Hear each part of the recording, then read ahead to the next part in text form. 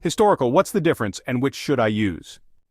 When it comes to choosing whether to end an adjective with ic or ical, there aren't really any overarching rules to help you. With some words, both suffixes are correct and can be used interchangeably, though one might be more common than the other, like metaphorical over metaphoric. One could even be so obsolete that it seems wrong. Scientifical, for example, is a real word, but people almost invariably opt for scientific these days. Want more language tips like this? Subscribe now and never miss an update. Knowing when to use historic versus historical. In other cases, ic and ical are both correct, but the words they create have separate meanings. Historic versus historical is a special situation, because it technically falls into both of the aforementioned categories.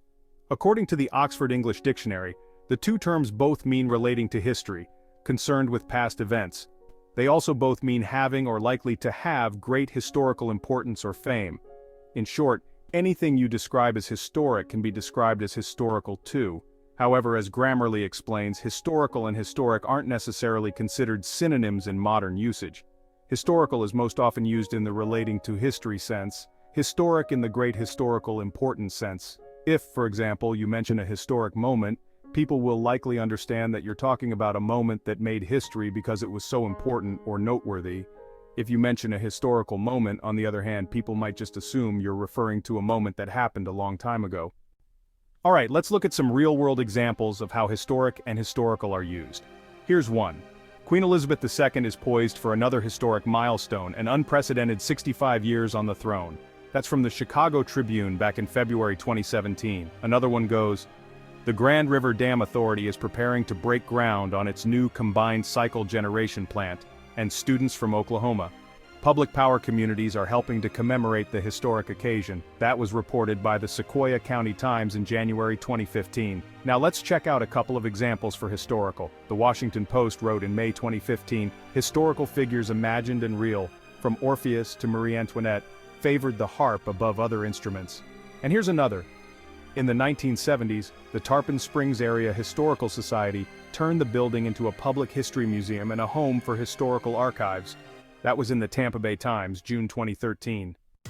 So should you say an historic moment or a historic moment? Well, honestly, it's up to you.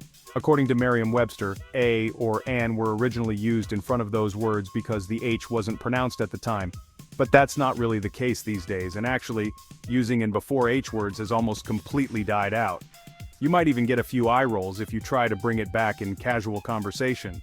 Oh, and one more thing. Merriam-Webster also points out that you'll want to avoid any confusion with the word ahistorical, which means not concerned with or related to history, historical development or tradition, or historically inaccurate or ignorant. The word historic actually came into English from the Latin word historicus. When it was first used in the 1500s, historic was a noun that meant a historical work or subject. A history, according to the Oxford English Dictionary. William Painter used it in his book The Palace of Pleasure Beautified, published way back in 1566. He wrote, "Before the beginning of this historic I how thought good by ye of a prome, to introduce the words of an excellent writer called Lodwicus Caelius Rhodogenus." By the end of that same century, historic was also being used to refer to historians.